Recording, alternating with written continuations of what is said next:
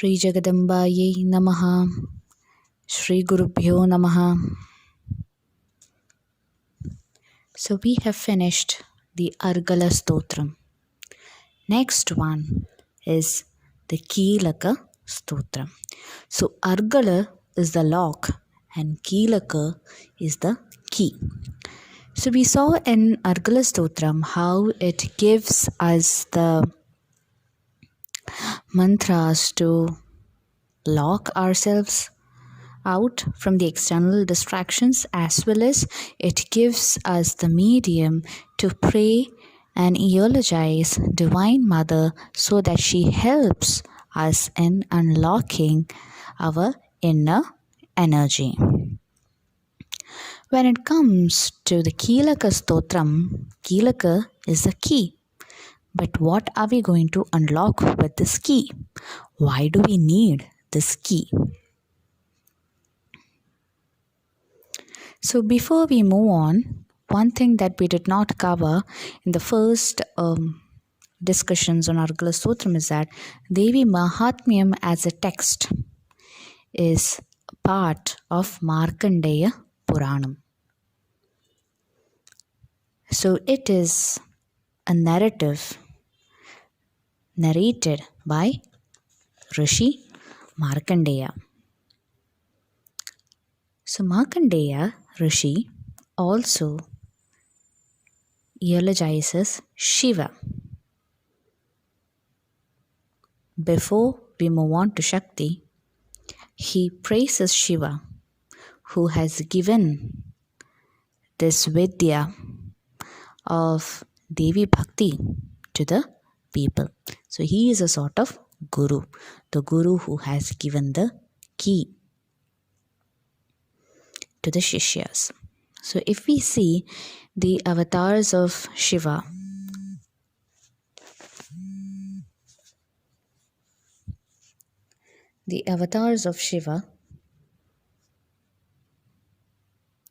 like Adi Shankaracharya or his disciple like Durvasa, or more appropriate term would be his devotee Durvasa, and Parshurama, who has also worshipped Shiva. All of them have written on Sri Vidya or Devi Upasana as such. Parshurama Kalpasutram, and Durvasa also has formulated his own methodology or a form of worship of Sri Vidya, and so on. So ultimately what we understand is that before we move on to Devi, before she opens up her doors, Shiva stands there as the guard. So he is the key who would let us in, which is why we have Markandeya Rishi, who pleases Shiva first before we move on to understand the Sankalpa of Devi Mahatmyam as such. Vishuddha Jnana Dehaya Trivedi Divya Chakshushe Shreyaha Prapti Nimittaya Namaha Somartha Dharine. So he describes Shiva, his physical form. He is the one who wears the crescent moon on his head. He is the Somartha Dharine. And he is the Jnana Deha. He is that body of knowledge who would give us the knowledge of Devi Bhakti, the method to worship her, the mantras to worship her. Trivedi Divya Chakshushe. The three Vedas are represented by his three eyes, which means he is the embodiment of knowledge. He is the embodiment of that supreme consciousness. So, to attain that, let us invoke Shiva. Sarvametad Dvijaniyan Mantranamapi Keelakam Sopi Kshema Mavapnoti Satatam Japya Tatparaha. So why do we need the key? The key is again to remove the obstacles from the path of the spiritual journey. So he who worships Shiva and gets his blessings, so it's a sort of catalyst. Sooner they would be taken to her door gates.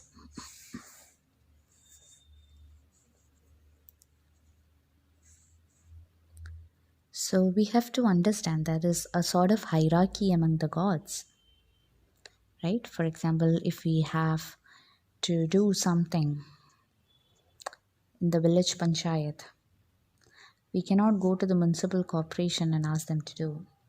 It has to be done at the village panchayat. So we have to go there and see the village officer or the panchayat secretary or someone else. Similarly, the gods that we have, each god is the absolute form of the consciousness. They have their own duties. And when we talk from the Shaktic perspective, she is at the top of the pyramid. And below her is Shiva. Then comes Vishnu. Then we have Brahma, because Brahma in turn has originated from Vishnu. So only by pleasing them, or in turn we could say that by worshipping them, they would in turn take us to her doors. So once we evoke Shiva, so Shiva and Shakti, they are not different. They are just two sides of a coin, one way. Because yesterday, as we were talking about the kinetic energy, one is the kinetic energy and the other is the potential energy. It has the potential to move. But when Shakti backs up, it starts moving, it starts progressing, so on. And the ultimate form of Kameshwar and Kameshwari, if we see them, there is not much of a difference between the way they appear.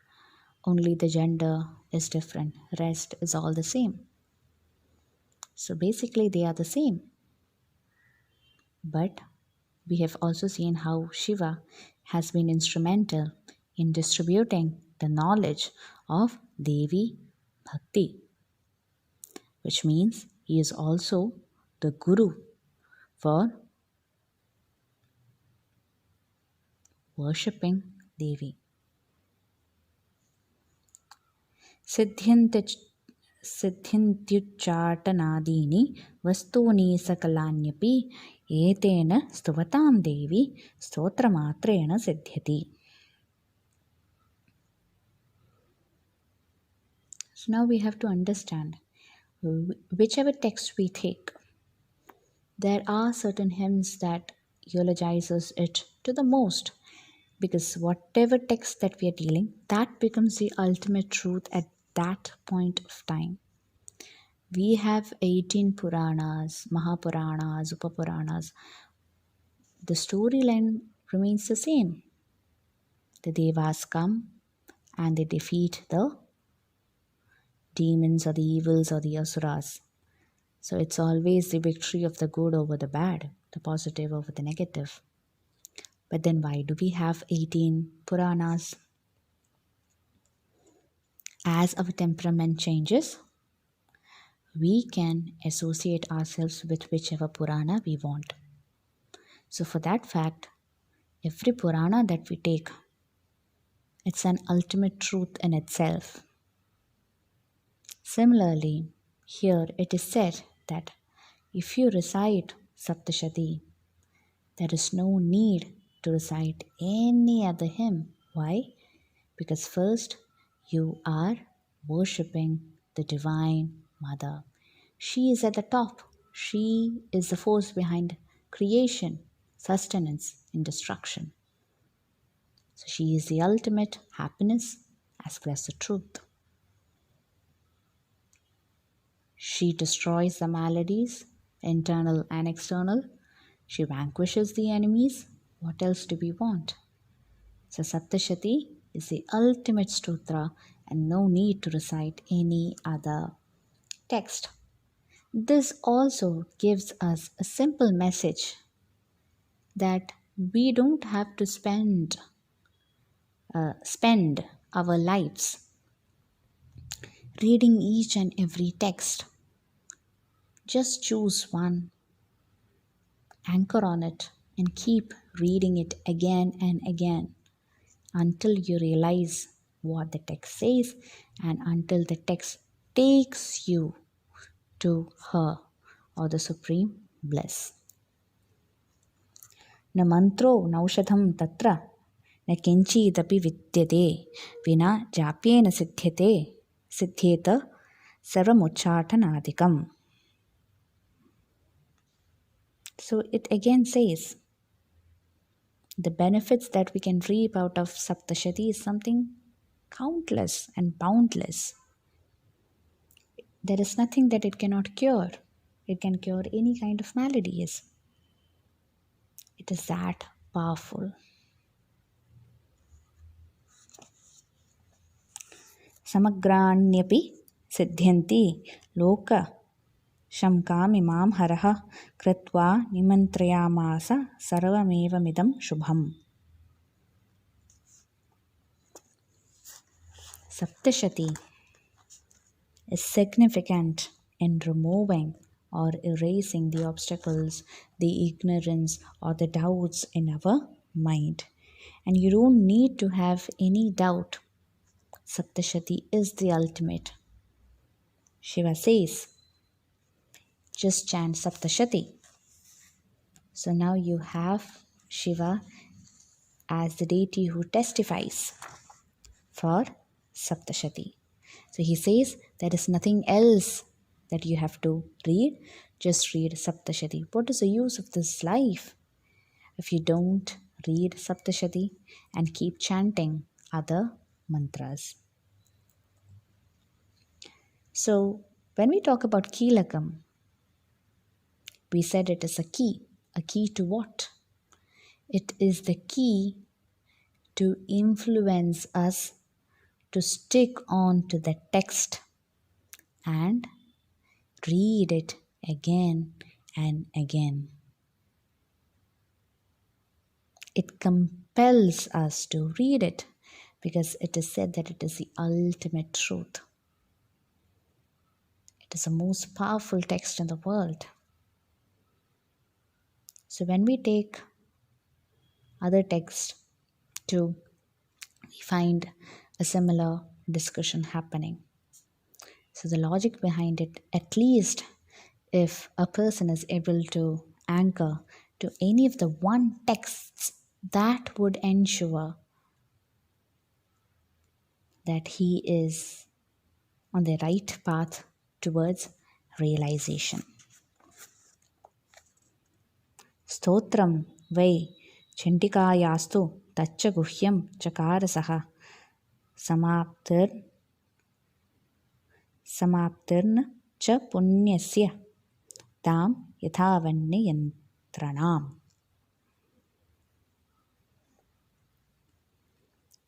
So there are different esoteric meanings, deep meanings in this text, and it would take janmas to understand this. It is Shiva who has handed over these secret verses to us, which has been dedicated to Chandika Devi. Sopi क्षेममाप्नोति सर्वमेव न संशयः कृष्णायां वा चतुर्दश अष्टम्यां va samahitaha. And then it says, be grateful to Devi. So whichever upasana murti we take, what is the purpose of upasana? It is for us to be humble, and which would merge us finally with the ultimate Brahman or the consciousness. So it says that during Ashtami and Chadurdashi, we can rethink about our deeds and do the samarpanam to the Devi. Whatever gains or prosperity that we have had, everything has been based on her blessings. ददाति प्रतिगृह्णाति नान्यथैषा प्रसीदति इत्थं रूपेण कीलेन महादेवेन कीलितम्. So again, Shiva says that this is the ultimate stotra, the one that would give you all the success. And what do we have to do? We just have to be grateful. We just have to give offerings, be reminded of our roots. Everything is coming from her, and we have to give everything back to her. So that is the philosophy that this stotra says. Shri Jagadambaye Namaha.